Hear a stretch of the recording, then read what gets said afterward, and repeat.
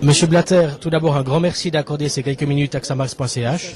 Votre curriculum mentionne que vous avez été membre de la direction de Neuchâtel Xamax de 1970 à 75, mais vous en êtes également président d'honneur. Que représente Neuchâtel Xamax pour vous? Écoutez, le Neuchâtel Xamax pour moi présente toujours un passage important de ma vie de football, parce que finalement c'est ici que j'ai préparé mon avènement à la FIFA.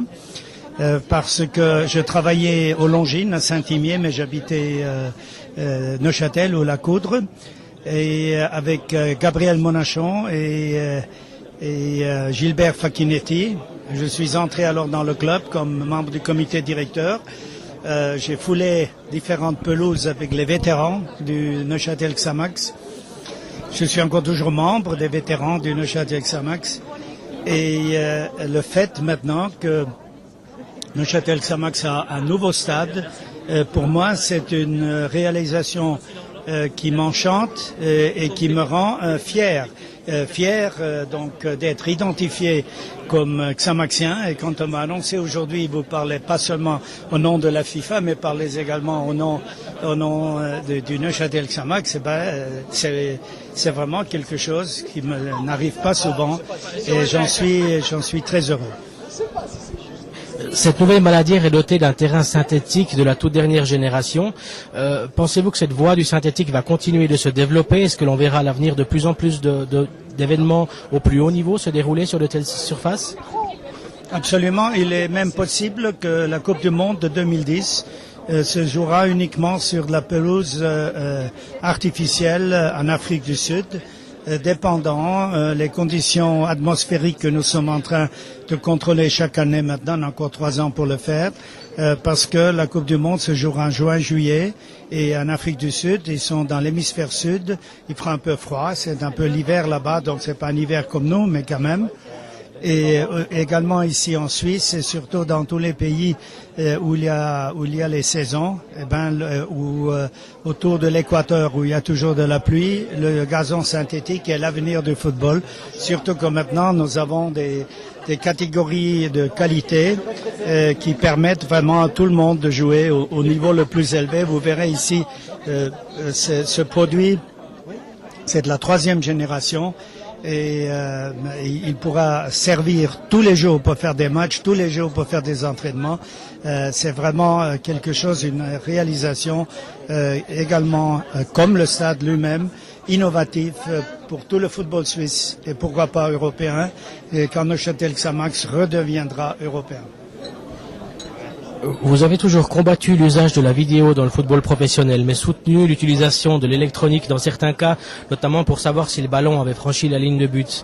Est-ce qu'il y a déjà de tels systèmes actuellement en test, ou est-ce qu'il y a déjà même un calendrier pour les implémenter dans le football professionnel?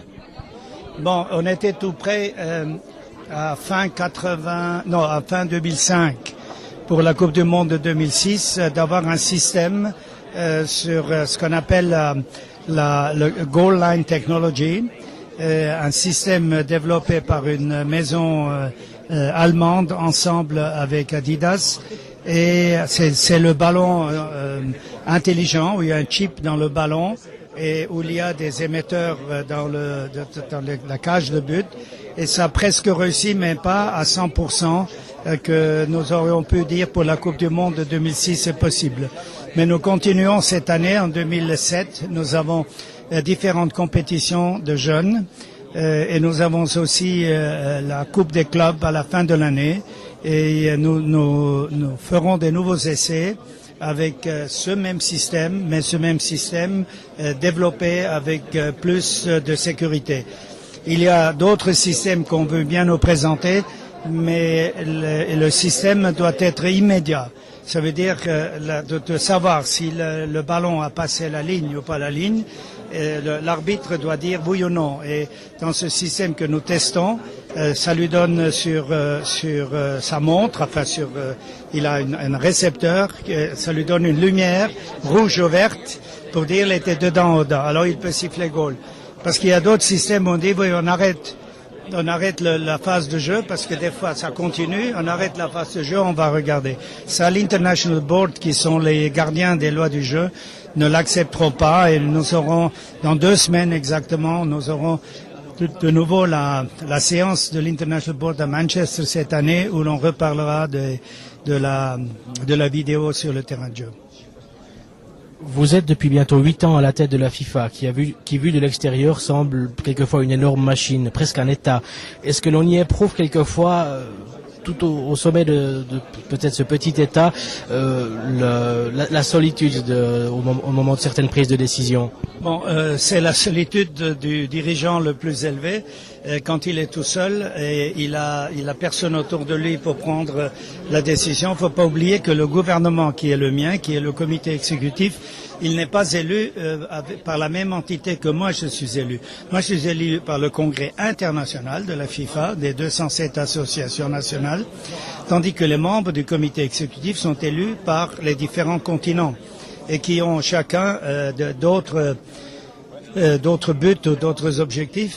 Et pour moi, des fois, c'est difficile. Et effectivement, quand vous êtes tout en haut, eh ben, vous êtes un peu isolé. Mais je me sens jamais seul parce que j'ai des bons copains dans le football. Et puis, si quelque chose ne va pas, je peux lui téléphoner.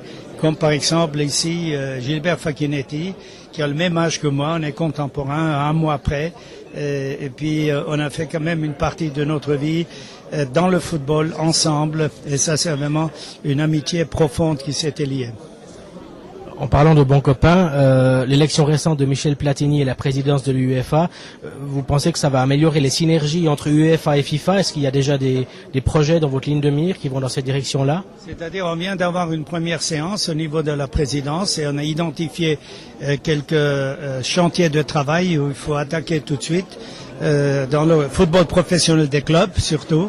Et on a vraiment la même vue, on a la même philosophie de football. On est ensemble depuis 1998, donc 98. Lors de mon élection, c'est lui le seul qui m'avait soutenu au début. J'étais tout seul avec lui au mois de mars à Paris dans une conférence de presse.